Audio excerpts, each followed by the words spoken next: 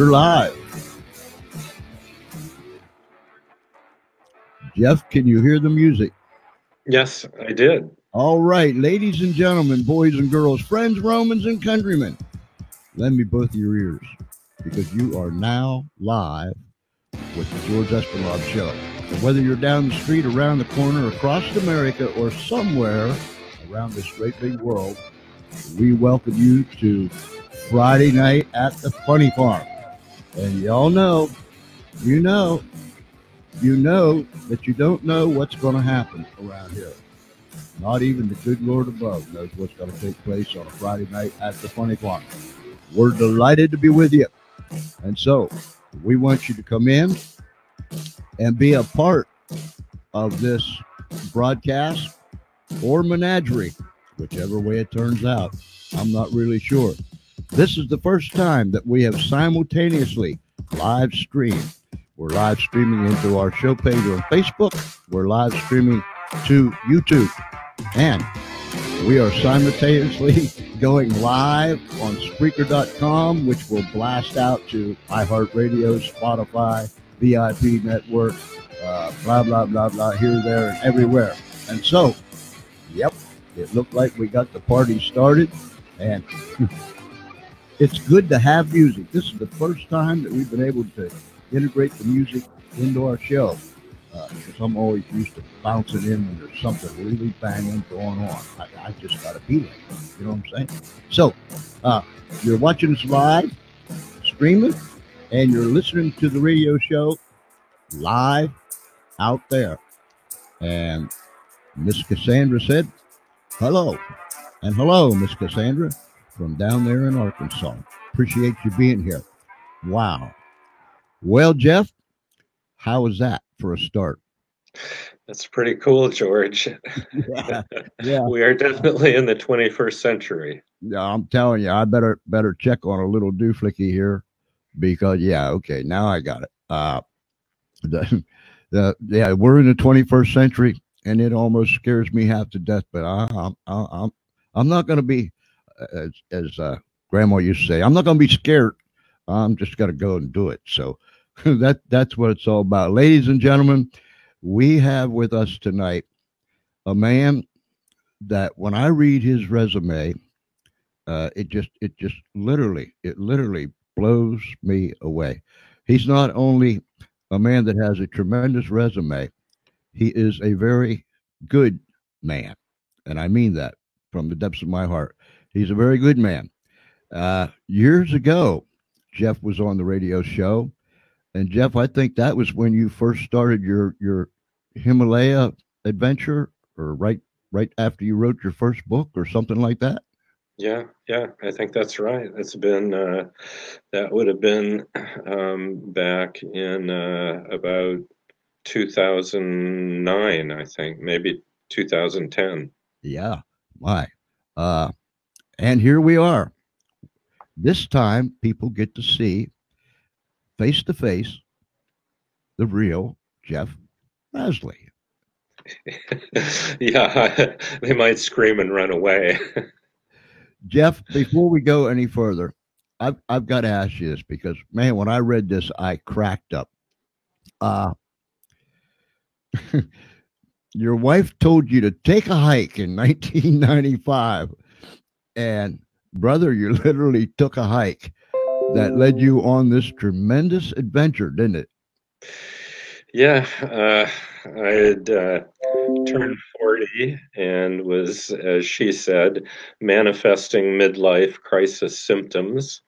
And so her recommended therapy was to go take a hike, and where she suggested I go was on the other side of the world.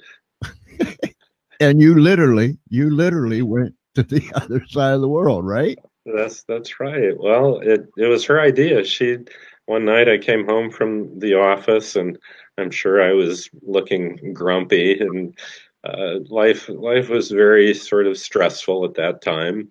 And she slapped this brochure about trekking the Mount Everest Base Camp Trail down in front of me on the table and said, "Why don't you go do this?" Wow. Nothing like a real challenge, huh? Uh, I, Yeah, especially being a flatlander here in Indiana. It wasn't like I had any mountain climbing experience.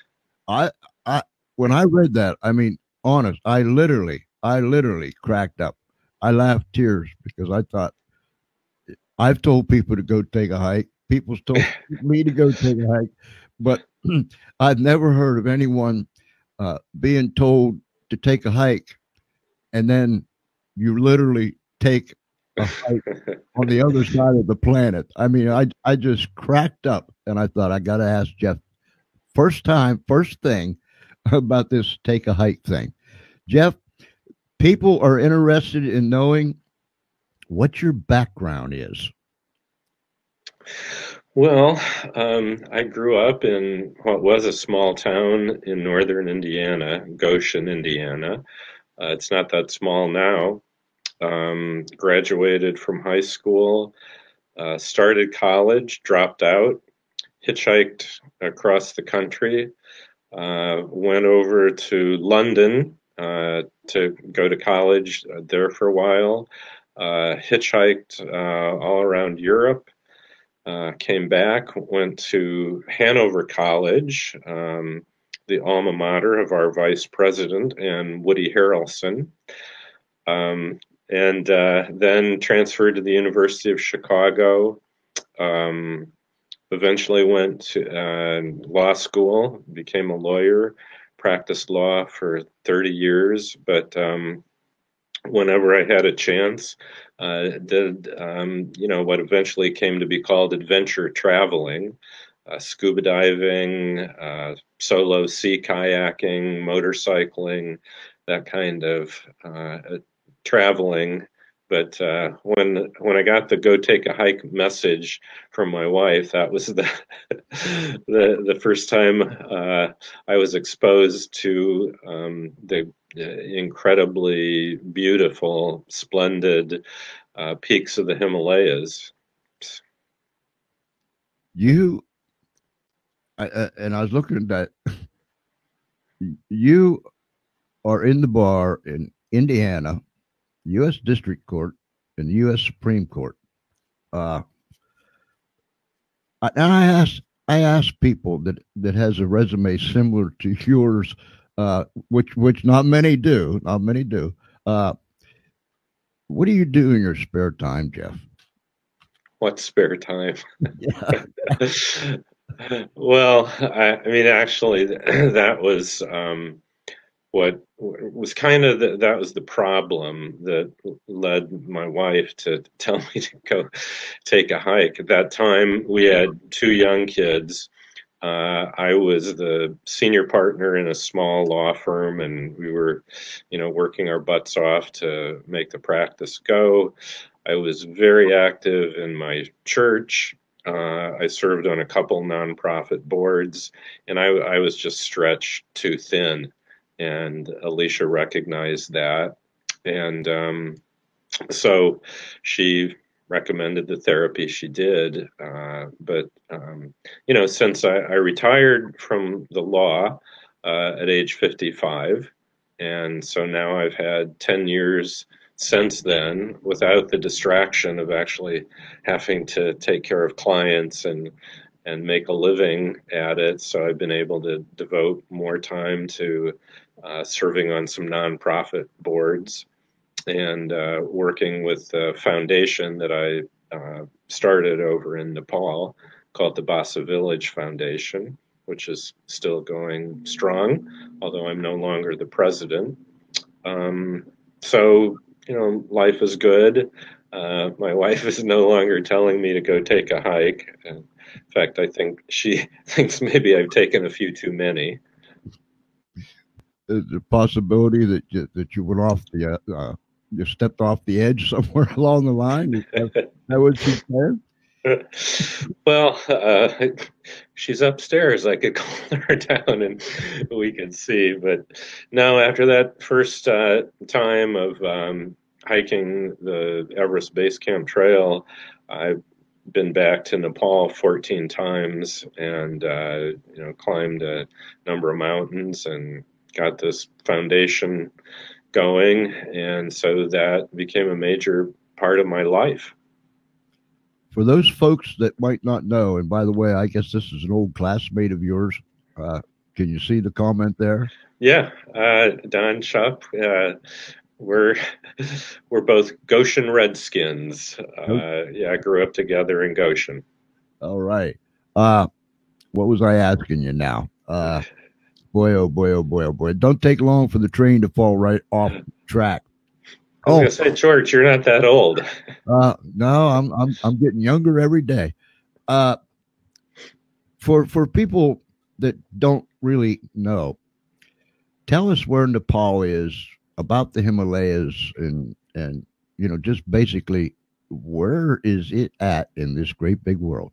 Yeah, well, by time zones, it's 14 hours and 15 minutes away from the U.S. Eastern Time Zone. But if you, in terms of where it is on the map, picture India and then picture China. And Nepal is tucked in to India has this northern tip, kind of comes to a point. Nepal is tucked in east of that and below China, which is in Tibet. In fact, I don't like calling that part of China, because of how it's treated the Dalai Lama and Tibetans. But so to the east of Nepal, immediately east, is Bhutan. Immediately west is that upper northern tip of India, and then immediately north is Tibet. Let me put this book up here real quick so people can see it again. You have to get lost before you can be found. Wow. A memoir of suffering, grit, and love of the Himalayas and Bassa Village. Something happened to you when you went on that first hike, didn't it? Yeah.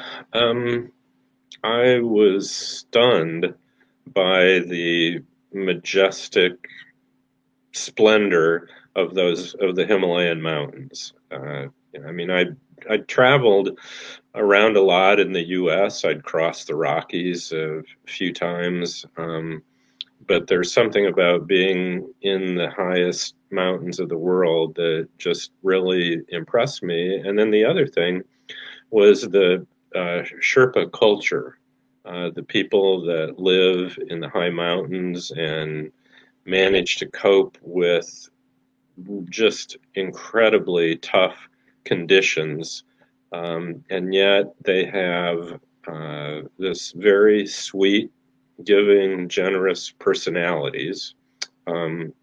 Unfortunately, in some areas where there are a lot of tourists, that's changed somewhat. But I was Sir Edmund Hillary called the Sherpa people the strongest and kindest people in the world, and that was my impression of them too. So that really touched me. I wanted to go back. I wanted to learn how to become a mountain climber. So when I went back, I joined a mountaineering expedition with one of America's most famous mountain climbers, a guy named John Roskelley, and learned mountaineering skills from him, and then eventually started leading expeditions myself. And because of just the way I responded to the people that live up in the Himalayas, I wanted to do something for them. I mean, I felt like they gave me these amazing experiences, so I wanted to give back. So I started doing what I coined the term philanthrotrekking, which was to combine going trekking and mountaineering with some kind of a philanthropy project. And eventually that evolved into the Bassa Village Foundation. I think the first time we talked, and correct me if I'm wrong, you were working on getting a water supply or a water system set up. Do I remember that correctly, or am I off? Yeah, somewhere. No, that's right. That was one of the early projects the foundation did. Um, the very first project was to add to a village school in the village of Bassa. And the people who live in the Bassa area are not Sherpas. They're of a different ethnic tribal group called the Rai people, which is spelled Rai. And I had got connected with the Rai people and the people from Bassa because guys that were the staff, the guide, cook, porters for an expedition I did in 2006 impressed me the same way as the Sherpas, with their strength, their toughness, and their sweet personalities and kindness. And in the course of that expedition, our guide, a guy named Ganesh Rai, told me about this little village school they had in his home village that had 3 grades, and they wanted to add a fourth and a fifth grade. And he told me that the owner of the company that we were using, called Adventure GeoTreks, had donated the land in the village for the school, and with the help of a French Canadian NGO, they'd gotten the school started with 3 grades, and they wanted to add a fourth and a fifth grade. And so I got back to Kathmandu, met with Niru Rai, which was the owner of Adventure GeoTreks, and my guide, Ganesh. And they told me that if I could raise $5,000, that could pay for all the materials to add a fourth and a fifth grade, and would pay teachers' salaries, a fourth and a fifth grade teacher's salaries for 3 years. So if you do the math, for $5,000 to add 2 grades to a school, I mean, it's incredibly inexpensive. So I thought that's a pretty big bang for the philanthropic buck. So I did a fundraising project. We raised the money. A group of us went trekking to Bassa Village to see the school, meet the teachers. And I just kind of fell in love with this little village and kept going back. And the next project was a hydroelectric project, because just, a quick mental picture of this village. There's no running water, there are no toilets, no TV, no radio, no vehicles with wheels, no road to the village. The only way to get there is to walk for days. The people are living the same way they've lived for 500 years. The only thing new to the village life was this 3-grade school. They're all subsistence farmers. They grow what they eat what they grow. There's no stores. So it's like sort of how we might imagine medieval Europe, a village in medieval Europe was. And so anyway, the water project was the third project we did. The school, then hydroelectricity, and then water. And we have been doing, more projects since then. How long, when you went there the first time and even the second time, how long did it take you to, and the only way in was to hike and walk, right? Right. How long did it take you to go from point A, where you started, to the village? Yeah. Well, to start in Indianapolis, you fly for about 30 hours to get to Kathmandu. And then back in 2008 was the first year I visited the village. You drove from Kathmandu to the end of the road, which ended in a town called Jiri. And from Jiri, you walked for 4 days to get to Bassa, over 2 10,000-foot passes. George, are you there? I just lost. Oh, there you are. I'm here. Okay. Sorry, lost the picture there for a minute. Um, but so you have to hike over two 10,000-foot high passes, and after 4 days or so, you arrive in the village. So now, and the thing is, it's changed. There's an airstrip that's a day and a half from there now, so you could fly to this big village called Poplu and walk for a day and a half. And as of 2 years ago, a road finally made it to Bassa. So you can drive on this road, although the top speed limit, limited not by law, but by the ability of a vehicle to cope with this road, is about 10 miles per hour. So you can almost get there as fast by walking as driving. When you were climbing the Himalayas, uh, and you already mentioned how you were struck by its beauty, was there a spiritual connection that you felt take place as you just laid your eyes on this whole beauty of nature? Yeah, definitely. I mean, the phrase mountaintop experience, um, that, we use that to describe any wonderful, awesome spiritual experience that you can have. But why do we call it a mountaintop experience? We call it that because when you're really on a mountaintop, just being there, having done the work, met the challenge it requires to get there, and then to be able to see. I mean, you see so far that you can see the curve of the earth, um, is an amazing, wonderful experience. And then the people, the Rai people, I found even more spiritually moving for me personally than the Sherpas. The Sherpas are Buddhists, um, but the Rai people have an ancient religion that even precedes Buddhism or Hinduism. Hinduism is considered, of the major religions, the oldest religion, but these we would call them animists because they think that God is everywhere in everything, which creates this really wonderful, what I call super environmentalism attitude, because you respect everything. You respect, insects.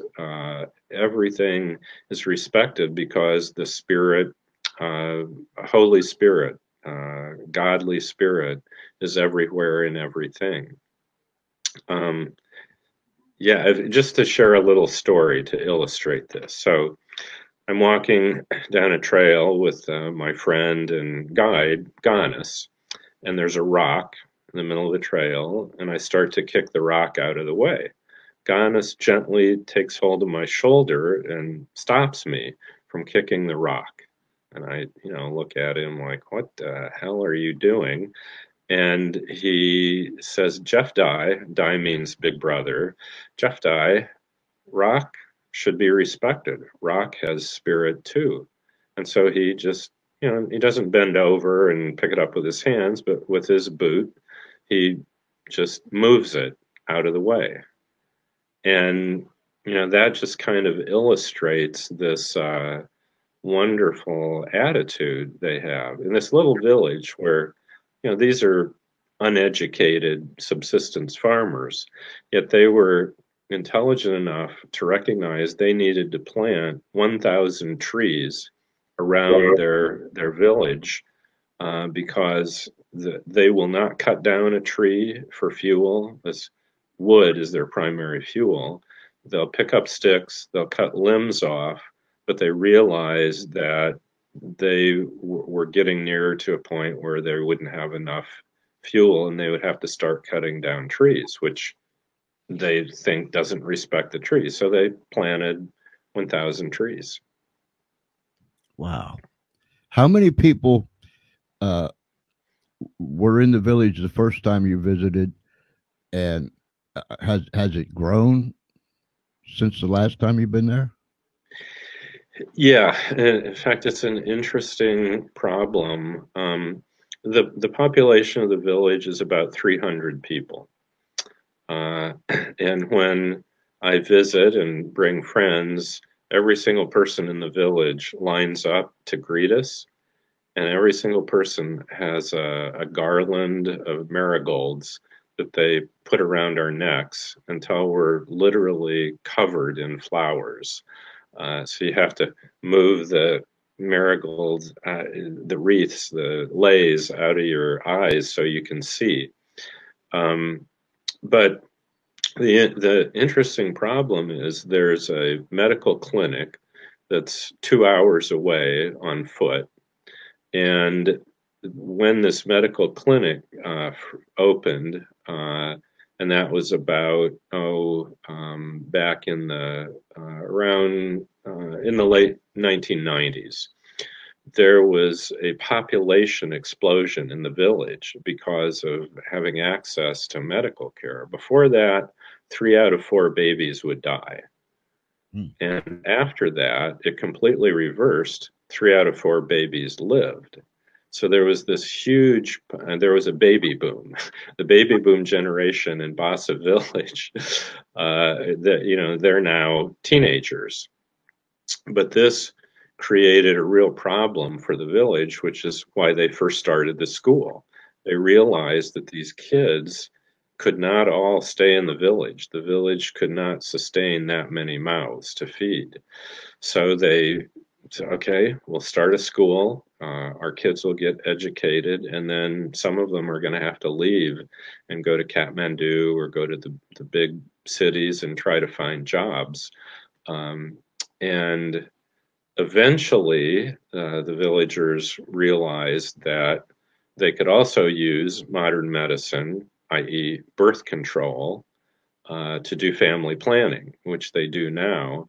And so the birth rate has leveled off again. But there's this big population bulge of kids that are now teenagers that, is a real problem because for generation after generation, the kids grew up, they married other kids from Bassa or from nearby villages, and they took over the family farm. But when you've got 4, 5, 6 kids, there's no way that many families go from 1 or 2 families farming one plot, 5 or 6 the same plot. It doesn't work. Um, so that was in a way that was what drew me into the village, because they realized that just a third grade education wasn't going to be enough to help these kids. They needed more than that if they were going to be able to be employable in the city. Wow. What the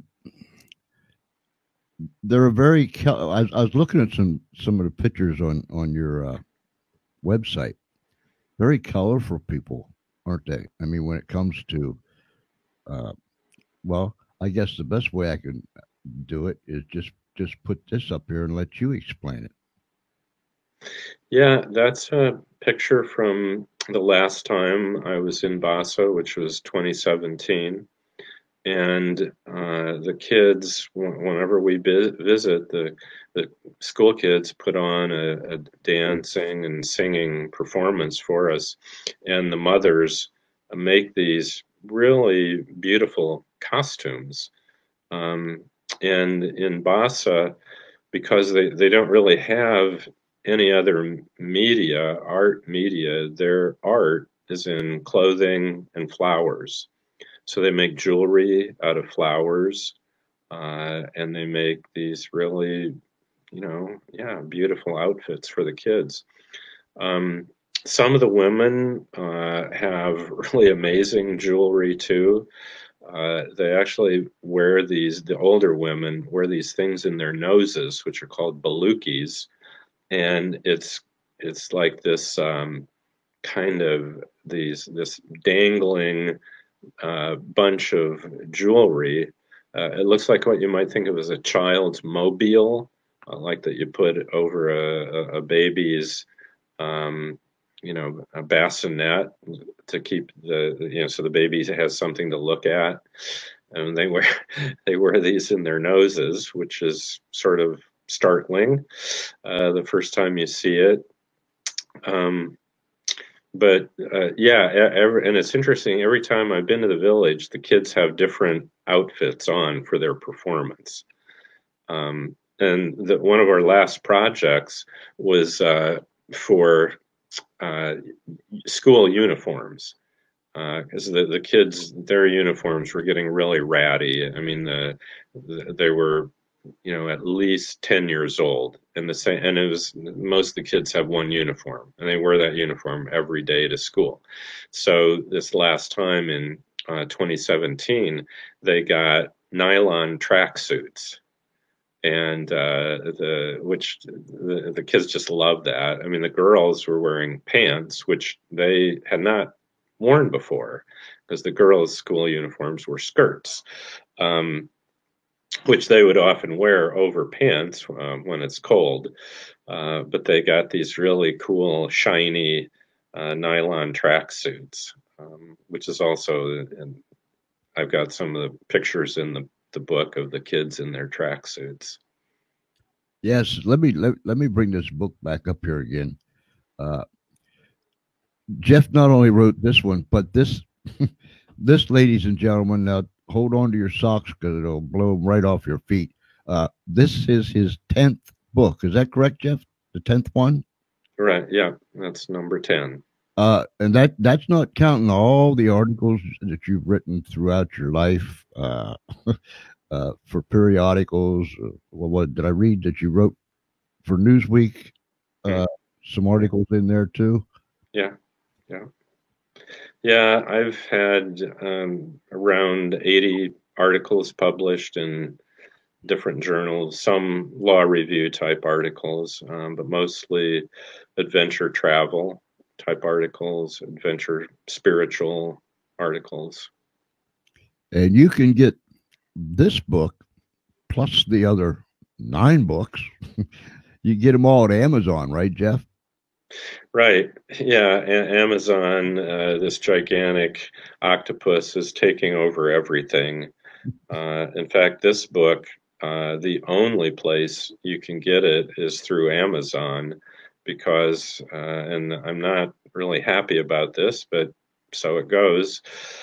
Um, Amazon offers these deals to writers and publishers that if you sell exclusively through Amazon, then they'll do some promotion for you and that kind of thing. But you have to sell exclusively through Amazon, and so which okay. But what bothers me about this latest version of their deal is it used to be if I had a friend who said, "Oh, I want to get your book, but I don't use Amazon," well, you could go to a bookstore, go to any bookstore, and the bookstore can order it. They can't do that anymore. Amazon requires you to buy through Amazon. You can't buy it through a bookstore, which would then buy it through Amazon. And I don't even think libraries can get it, which it used to be. Any library could order the book, and anybody could place the book in the library. But because of this exclusive arrangement with Amazon, I'm not sure even libraries can get the book. That's a shame. That is a real shame. Uh, wow. Let me shoot this thing back down here. But ladies and gentlemen, you can get it right there. Is the website for Amazon? It's available with Kindle too, right? Right. Yeah. And I mean, anybody who has a computer can actually get a free download from Amazon for the ebook. I mean, this ebook, any ebook through Amazon, which is pretty cool. I mean, again, this is the thing about Amazon. It's so good at what it does, but it becomes kind of monopolistic in these different ways. It pushes other businesses out of the enterprise. But So yeah, even if you don't have a Kindle but you want to read an ebook, you just go to Amazon, click on the download for the free app, and then you can order ebooks. All right, and ladies and gentlemen, there is the link to go get that book. Uh, 10 books, 80 or 90 different articles over a period of time. Uh, in this particular, excuse me, uh, in this particular book, you're writing about your memoirs. Uh, you were at the village, I think, for the last time in 2017. Is that correct? Right. Do you have plans on going back? No. Okay. Um, I'm 66. Yeah, I know I don't look at, with No, this, you don't. You don't. right, with this old gray beard. Um, but uh, Whenever I've gone to Nepal, I've always wanted to be in condition to be able to do a mountaineering expedition along with doing the foundation work. And the last two times I've gone, I injured myself, not mountain climbing, but training to get in shape for the climb that I had planned. And my legs seem to be telling me that they're tired of that rigorous level of training. And so I've decided if I can't, get to the top of the mountain as a climber, that part of that phase of life is past. I'll continue working with the foundation. Um, but the trekking part of my philanthro trekking, I'm recognizing, like other phases in life, has now ended. And so you write the book with all your memoirs. That you talked about the grit, and heartaches, and so on and so forth. And it's what 400? Did I see 496 pages, or is it something like that? Yeah, yeah, it's about 490 pages. There are a lot of pictures in it, so it isn't just complete, almost 500 pages of words. There is another picture here that I'd like to throw up there. Is that you on the bridge? No, it's me behind the camera. You behind the camera. Okay. That's actually another friend from Goshen by the name of Dennis Matthews, who I grew up with and played sports with all through middle school and high school. And he's been to Nepal with me twice, and that's a bridge on the way to Basa. You know, when we sit here in America and we there are so many people that can't even fathom uh, living where you would have to cross such a bridge, much less be able to live in those conditions that those people have lived in for hundreds and hundreds and hundreds of years. They have to be some tough people. Yeah, they are. And that's actually a fairly nice bridge compared to some. Some, they're just a log. I mean, there's at least one. Actually, there's a few pictures in the book of bridges that are nothing more than a great big log or some boards. In some cases, just boulders that you step or jump from one boulder to another to cross a stream. Uh, yeah, and I mean, imagine so in 2008, 10 years ago, in Basa village and many villages through the Himalayan region, there's no running water, no electricity. In Basa today, there are no toilets. Uh, these people are used to just they find some place to go. That's how they live. They think nothing of it. They have, for generations, have drunk water right out of the river. When we designed the water system, those of us on this side of the world assumed that there would be a filtration uh, piece to the design. The local people didn't want a filter.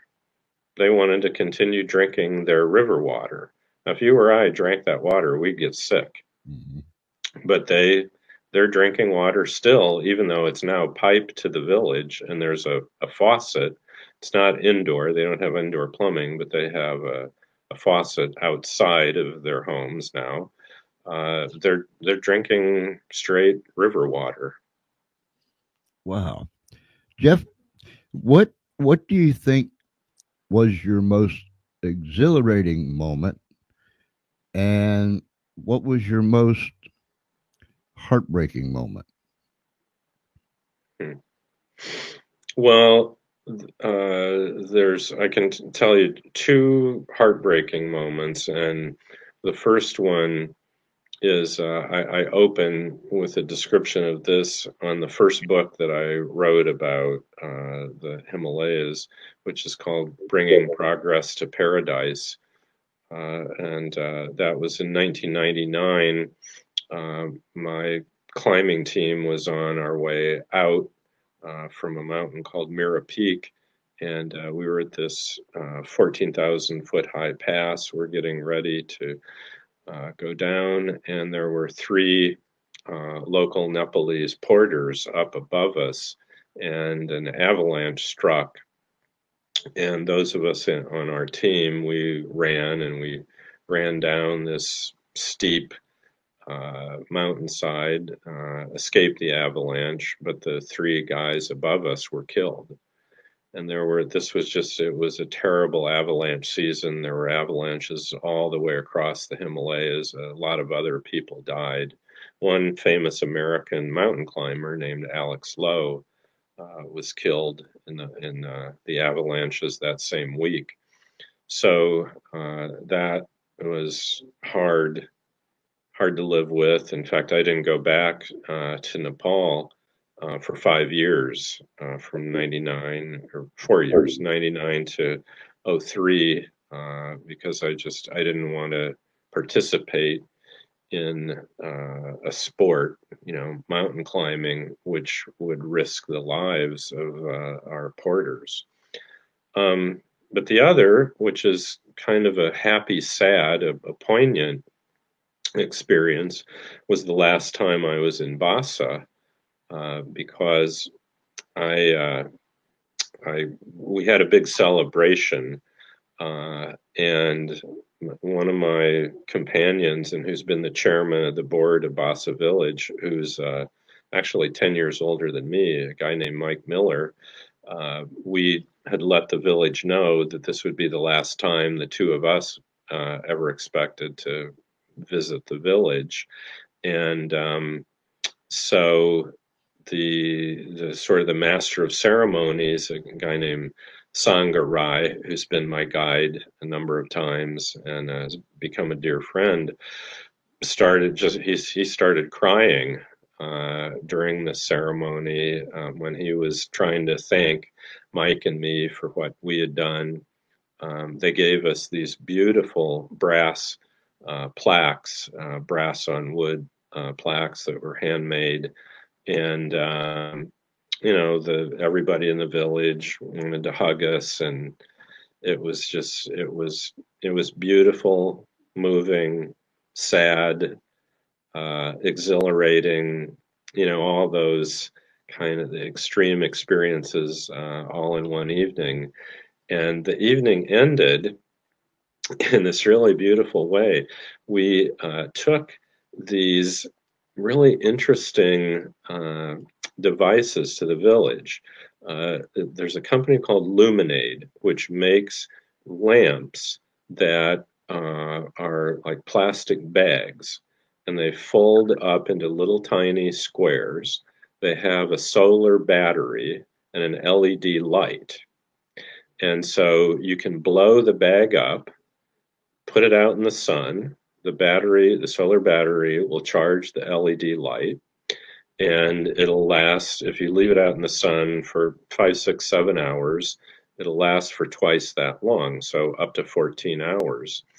And it's a lamp. It's a completely round, uh, circular shaped lamp. And so we gave one of those to every family in the village. And as the ceremony ended, and it's completely dark, it's late at night, the scene was these lights streaming all through the village as the all the families went back to their homes. So my my vision of my last night in Bassa is seeing these lights that we had given to the villagers moving all across the village, and yeah, it's a beautiful vision to keep. Wow. Let me pop this book back up here because, folks, you really need to get this book. And while you're at it, uh, get the other ones too. I mean, you don't have to get them all at once, but this makes a little library in itself. Uh, you have to lose. You have to get lost before you can be found. My oh my. Uh, that's a beautiful cover on there, Jeff. With those mountains and my goodness. Sometimes I would say that sometimes I stop and think there are not enough people that just takes a little bit of time to appreciate the sunrise or the sunset, or as they say, take the time to smell the flowers. I know they say smell the coffee, but uh, you know, uh, there is so much beauty around us. And I'll give you an example. I lived outside of Pittsburgh uh, for a short time, and I was in the city one day, and it's got the three rivers and bridges and this. And I was going across the bridge, and the traffic was heavy, and it was stop and start, stop and start. And it was a beautiful, sunshiny day. It was late in the fall. There was a chill in the air, and I was going across this bridge, and as the traffic was slowing down and stopping, I was watching people coming the other way, and blue skies and those little puffy clouds floating along. And I thought, man, this is a beautiful, beautiful day. So I started watching people that was coming in the opposite direction that was stopped because their traffic was backed up too. And I started taking count of people that were looking up. And I didn't find one person that, as they were coming the opposite direction, that took time when we were a complete stop to look up. And I would sit there and I would purposely, uh, you know, look up. I mean, it was, I want everybody to know that's beside me. This guy's looking up, because sometimes they see you looking up and then everybody else will look up. I couldn't even get nobody to look up. Uh, and so I think there's so many of us, so many times in our life that just don't stop long enough to appreciate the beauty that surrounds us and the places that you have been. My, it must have been breathtaking, uh, for lack of a better term, literally breathtaking the first time you laid your eyes on it. And I suppose it was the same every time you went back, wasn't it? Yeah, yeah.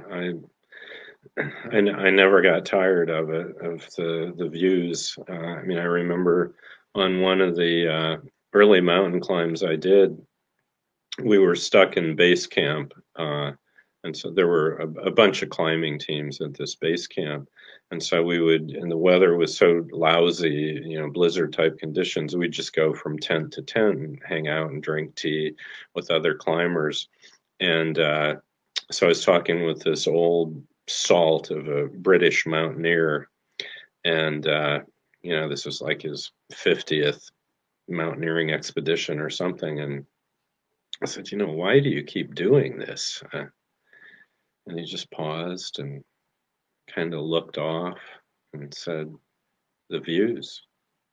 It's just the views. And wow. And I mean, he was right. But to think that you would go through, especially an older guy. I mean, he was as old as I am now. uh, but that would keep doing that because you put your body through. I mean, I played rugby, football, ran track, swam. Have done a lot of kind of high level rigorous athletics, but there's nothing I've ever done that's as physically challenging as mountaineering. But that he said, the view makes it all worthwhile. Wow. You have to get lost before you can be found. Jeff, I'll tell you what, I could have you on every night of the week because I'm sure you have countless, countless, countless stories of your adventures. And yes, ladies and gentlemen, uh, he's not only a writer, he's not only an adventurer, he was not only a lawyer, he's not only a great person, but yeah, he was a great athlete too. Uh, you just look up Jeff Rasley and you'll see. Uh, Tremendous, tremendous. I need to put this up here real quick, Jeff, lest I forget. Let me take this down. Let me go back here to these comments because there was a gentleman that said this. Turns out Jeff is one of the smartest guys I know. Very proud to know him. And you know what? I would have to agree with him 110%. Uh, my goodness gracious, Aunt Sally, like my grandma used to say. Uh, what a tremendous, tremendous, and you talk about a legacy, Jeff. Uh, you are going to leave behind a wonderful, wonderful legacy. And what you did to minister to those people way on the other side of the planet when you were told to go take a hike.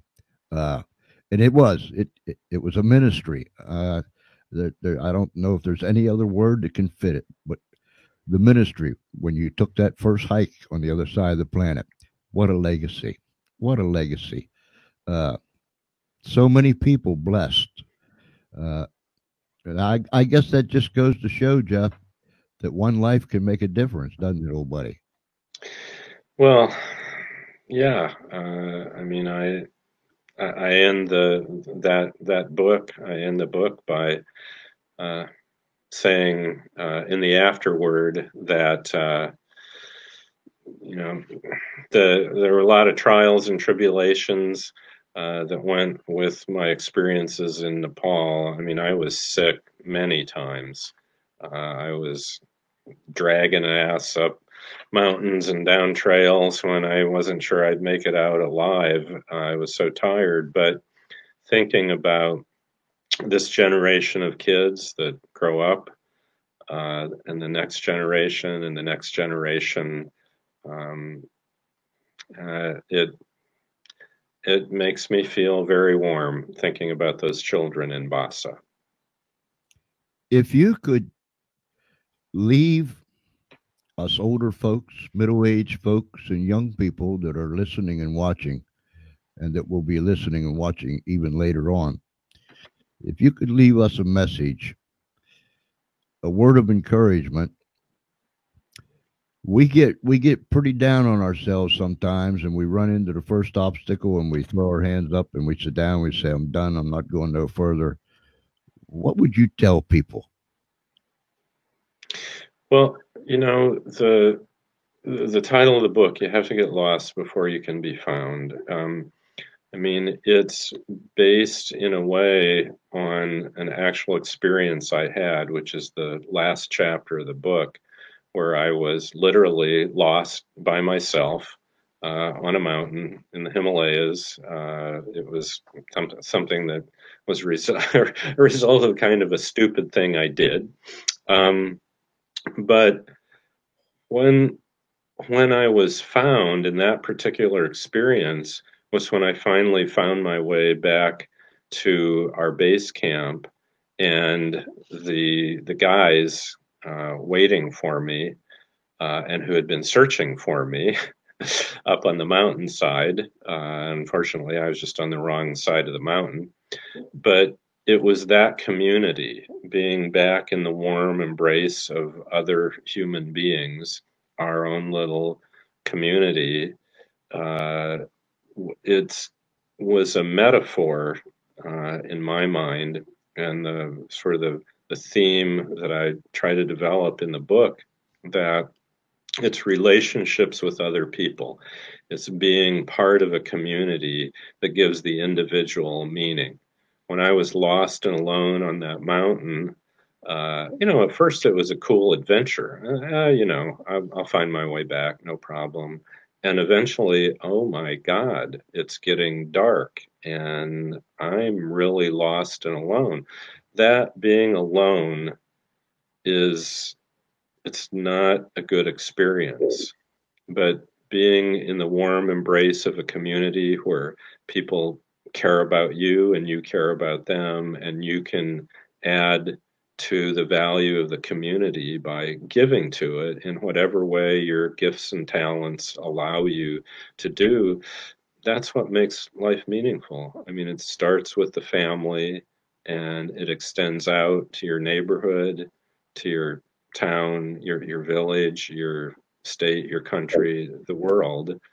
Um, and in that moment, when I went from being lost to finding my community, it just that really that stuck that point home. And so that's the message of the book. Wow. Ladies and gentlemen, you have just seen and heard one of the most adventurous, interesting men that I have ever talked to. Jeff, I thank you from my heart for coming back on the show. And I hope we can do this again. And we'll definitely make sure that it's not another 7 or 8 years before we do it again, huh?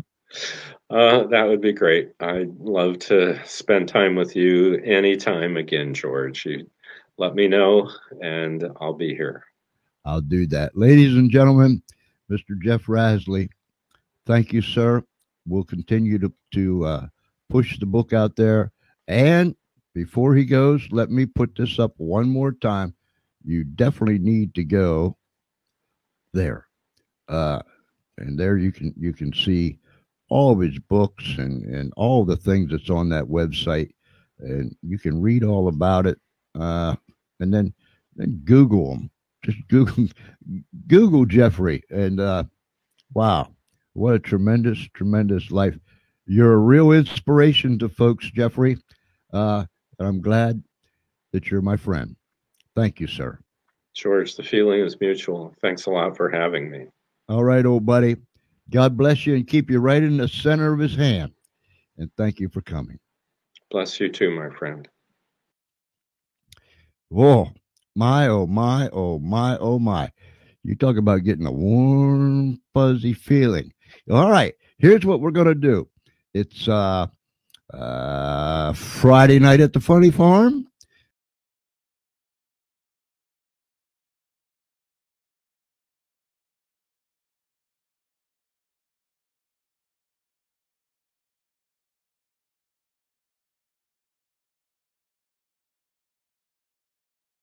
Pop myself back up. There I am.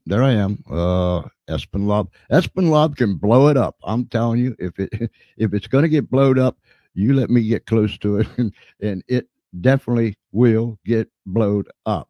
That's the button I was trying to push, although y'all can't see it. But anyhow, loosen up. We're almost out of here, but loosen up a little bit. Get up, stretch out, and tap your foot, snap your fingers, bob your head, and shake your booty.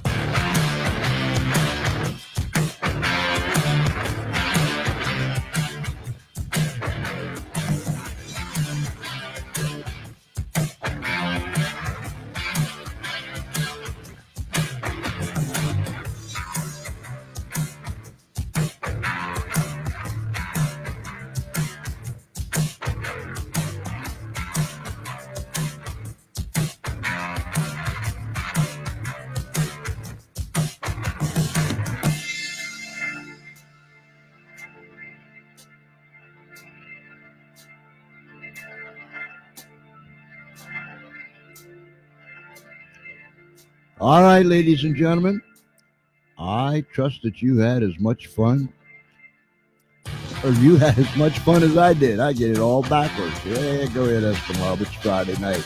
Oh, my. Hey, I want to thank you for tuning in, viewing in, listening in, however you got in. I'm sure glad you made it. And, you know, I better cross my fingers and tap on my head. That's knocking on wood. Better do all that stuff because it seemed like everything went fairly well. And I thank Jeff once more, Mr. Jeff Rasley, for being with us. You go to that website. My, oh, my, oh, my.